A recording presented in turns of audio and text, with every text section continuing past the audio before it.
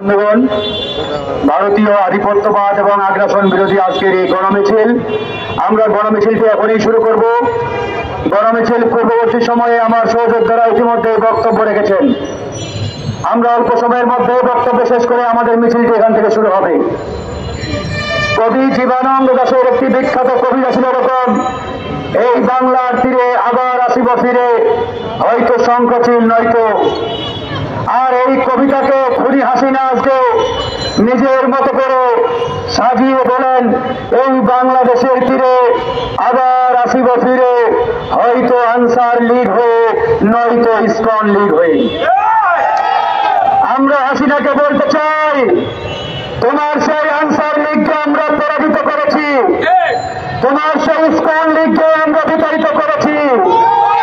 এই বাংলার জমিন হাজী শরীয়তুল্লাহর জমিন, এই বাংলার মাটি শহীদ পৃথিবীর ঘাঁটি, এই বাংলার মাটি শহীদ মীর মুগ্ধর মাটি, এই বাংলার মাটি শহীদ আবু সাঈদের ঘাঁটি। এই বাংলার মাটিতে খুনি হাসিনা এবং তার দোসরদের কোন জায়গা আগামীতে দেশের জনগণ হতে দেবে না। প্রিয় বন্ধুগণ, কিছুদিন আগে ভারতের ডাক্তাররা ঘোষণা দিল তারা বাংলাদেশের কোন রোগী আর দেখবে না। আমরা সবাই আলহামদুলিল্লাহ পাঠ করলাম। আমরা বললাম ভারতে যাব না, মোদির দেশে আমাদের কোন দরকার নেই।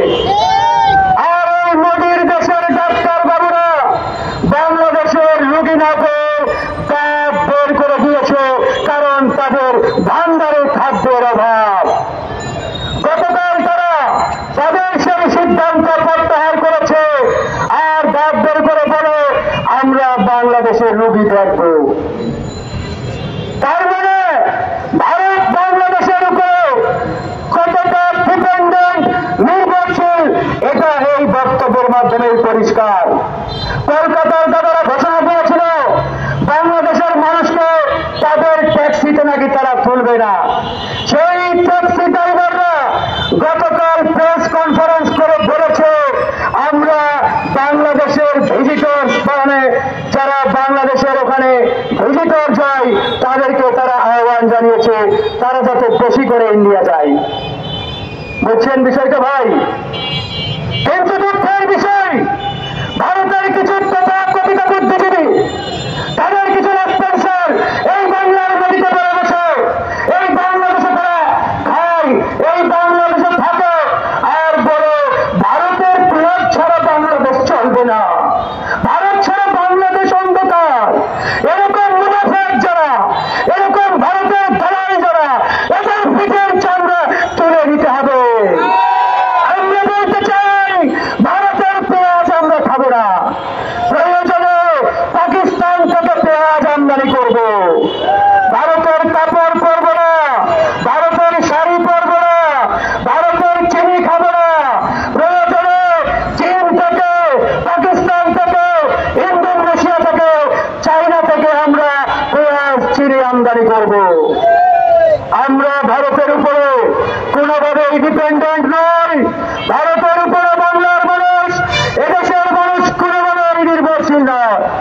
কিন্তু দুঃখের বিষয়, পরিকল্পিতভাবে ওই গোল আলু আর ওই গোল আলু মিডিয়ার সমর্থক যারা, বুদ্ধিজীবী যারা, তারা পরিকল্পিতভাবে এরকম একটা হেজমনি বাংলায় প্রতিষ্ঠা করেছে, এদেশে বাস্তবায়ন করেছে। তারা বারবার বলার চেষ্টা করে ইন্ডিয়া ছাড়া বাংলাদেশ চলবে না। যারা এই কথা বলবে তাদের মুখে জুতা ছুঁড়ে মারবেন আগামীতে। আমরা আর ইন্ডিয়ার কথা বলতে চাই না, আমরা আর ইন্ডিয়ার দিকে তাকাতে চাই না। ওই শুভেন্দু বাবু বলেছিল আমরা আমাদের সীমান্ত বন্ধ করে দেব। আরো কথা, তুমি তো সীমান্ত অনেক আগেই বন্ধ করেছো, তার কাছে দিয়েছ, আমরা করবই। তুমি সেভেন্থের প্রাচীর দিয়ে দাও। আমরা ইন্ডিয়ার দিকে তাকাতে চাই না। ইন্ডিয়ার দিকে তাকালে গোমূত্রের গন্ধ পাই, গোবরের গন্ধ পাই। আমরা আর এই গোবরের গন্ধ শুনতে চাই না। ভাইরা আমার, কথা একবারই পরিষ্কার, শুধু ইন্ডিয়াকে দোষারোপ করলে হবে না। ইন্ডিয়ার দালালেরা